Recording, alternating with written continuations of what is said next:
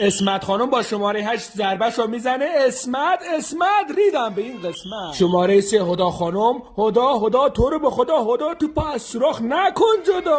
حالا شماره 5 نوبت راضیه خانم. راضیه این فقط یک بازیه. شماره 7 نرگس بی تو هرگز. خواهو لامصب و قشنگ بزن تف. شماره 4 الناز خواهو وامنده رو آروم بنداز. ای بابا. شماره 2 زیور خواهشم بزن ایور زیور. اینم نتونه. نوبت کاپیتان فاتی. اگه برنده نشم کنه قاطی. فاتی شماره 11 برنده میشه. اول روغن مایه رو میگیره.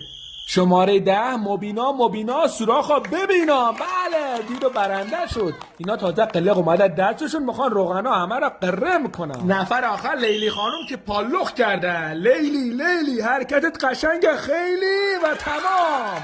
و اینم برنده میشه. اسپانسر مسابقات یارانه بود.